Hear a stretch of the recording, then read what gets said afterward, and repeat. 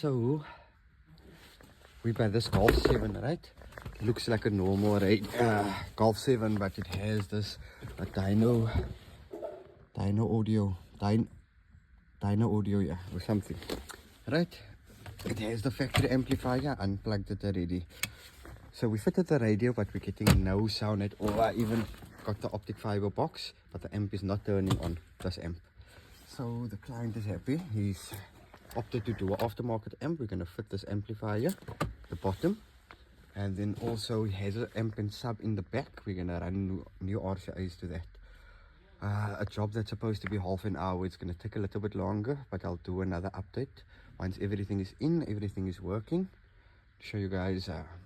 This is the first Golf 7 that I got that actually has this built-in amplifier.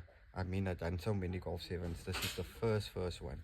But like I say, I'll do another update when the amp is fitted, the aftermarket, to show you guys what it looks like and what it sounds like.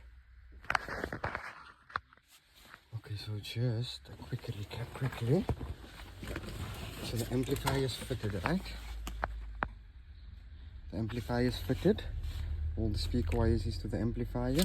Got the RCAs through, power cable. I still need to do the earth over there. So we're going to put back the radio now. The harness is pulled through, right? New RCAs. Campus box still needs to plug in, just neaten up. And then we'll do the testing and tell you guys if it's a thumbs up or a thumbs down.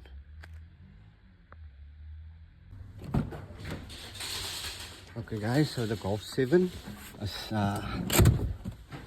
completely done, right? We did an amplifier over there. So that's the new amp. Old amp is removed. That's the old radio. That doesn't go back, right? And then this is what the new screen looks like. I just need to get the keys quickly. Actually, do you have the keys?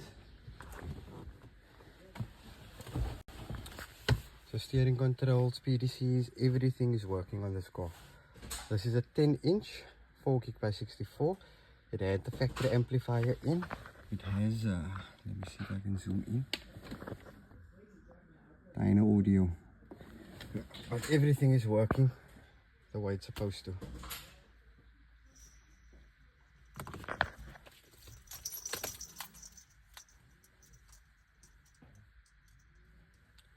Okay, let's just do that. That's what the home screen looks like.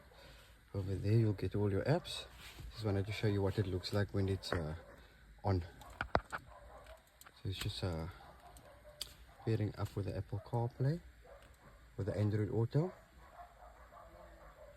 Golf 7, done and dusted.